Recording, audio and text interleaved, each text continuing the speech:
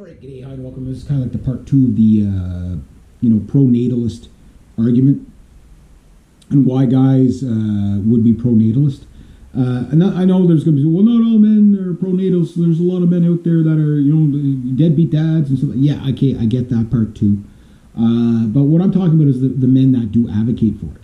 So, like I explained in the, previous video, like the way communities are structured now, you're lucky if you've got a nuclear family. So like there's a lot of dead ends in society here where it's like, okay, these kids are never going to have kids. There's a lot of single child families, if at all, right? Like fur babies are not kids. They're not kids. Like that's a total different species. That's not, yes, I love cats and dogs too. Don't get me wrong, but they're not kids. You know what I mean? They're not the substitute. So when you get guys advocating for family, I call it family nation future, pro-natalist stuff, and they don't have kids themselves, what it is that's their maternal instinct telling you that they want to be fathers as well.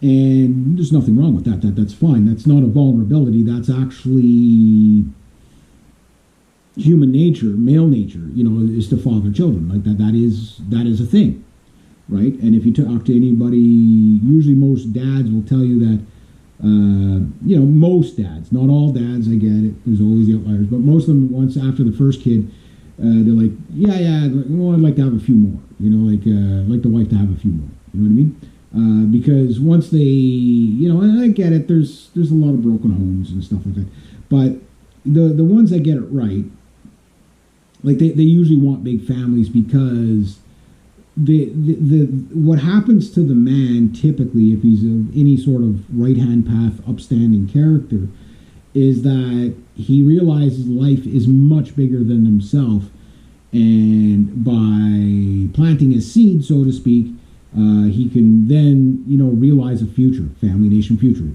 Again, my slogan my slogan fits again. But then you get some guys that, because of the wacky society we have, everything goes to hyperbolics, where it's like every woman should have at least minimum 8 kids, or between 14 and 88 kids. You know what I mean? They should have between that, right? The group I'm talking about. Nothing wrong with those guys, but those guys are not necessarily that they really like. They're not like the previous guy I talked about, where they actually,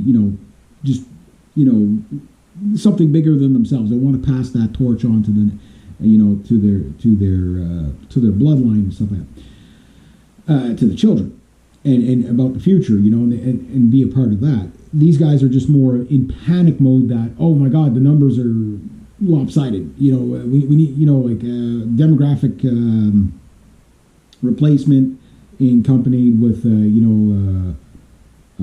below replacement levels, panics them. And that's fine. I mean, it is a rational response. It really is. It's just the hyperbolics of you should have X, Y, Z without context of can you take care of X, Y, Z, without context of, okay, are you capable of having X, Y, Z amount of children, right? So this is why I think some women get very offended by this. It's like, they see it as kind of oppressive in a sense, where it's like, and I think it's just because the avocation of it is a miscommunication. Because people don't understand why somebody like that would advocate for it without being that. You know what I mean? And so women don't understand men with no kids advocating for women having more kids. Simply put, right? But it does make a lot of sense, because women have maternal instincts. They hit 30, and a lot of times when they hit 30, it's like I'm not having kids, no, not me, no, never. It was like, wait a minute, all my friends have kids. But that's the thing, they're not seeing that as much now, so you don't see that as much anymore. Where when I was a little bit younger, there was a lot more. It was, and I don't want to say it was pressure, because it wasn't. But there was a lot more emphasis on get her done. You know what I mean? Like being a Gen Xer,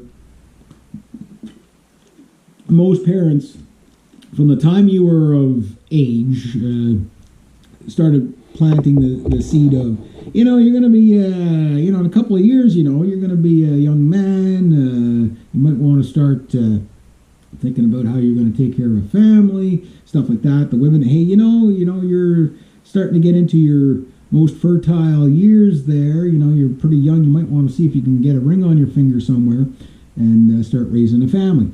And I remember there was and again, it comes from the same place it always comes from, the media and stuff like that. Started advocating child-free movements and stuff like that. And we know what that's all about now. The antinatalist side, right? And it had a lot of funding, and it still does. And the thing is that the breaking up of the nuclear family, which a lot of people focus on, is like, no. It's the breaking up of the extended family. The nuclear family was already the process going. It was already shrinking at that point, right? So you have to understand, like, the younger generation, late millennials, Gen Z, now Gen A. Gen A is still kids yet, but I think Gen A or late Gen A will probably have a huge, massive, ridiculous baby boom. We're just going to see something. We're about to see a really crazy flip of nihilists versus right-hand path people globally. We're sort of in the new humans phase anyway. I don't know what the new humans exactly, what will be their defining scientific saying, yeah, these people are different from those who've been before. But I do believe they're in the process now, and I think a lot of it is going to be more internal, so externally you won't be able to tell a new human from a mutant. There's one YouTuber, the way he describes it, the guy's quite interesting to listen to.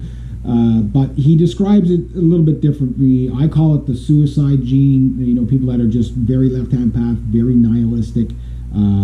Again, it doesn't mean they're like crazy or like that. They function just like normal people, but their instinct is not to procreate. Their instinct is not to be, survival based, and they're not community based. They don't think in big patterns like that. They're very left-hand path, self-absorbed, etc. All the things that go with the left-hand path. And they are very loud. They are very loud, and they have pretty much all the control as we speak. So the people that have to fight against that have to be able to discern when they run into these people through vocabulary, whether these people are the new humans and right-hand path, which will have an extremely focus on the family nation future thing and forward in the future. My only fear for these new humans is that they might become hyper paranoid. Not in the Hollywood version, what you're thinking, but hyper paranoid, where they have a natural distrust of everything. We're already seeing this play out in society. So our brains tend to wire to what we do. Like, so if you learn how to juggle, right? Okay, at first balls are flying all over the place, nothing happens. After a while, your muscle memory starts taking over, right? Then the neurons start building that part in your brain that's meant for juggling, and then suddenly you get really fancy with the juggling to the point where you close your eyes and do it. You can, stand on your head and do it.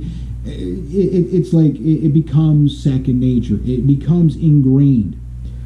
This is scientifically proven.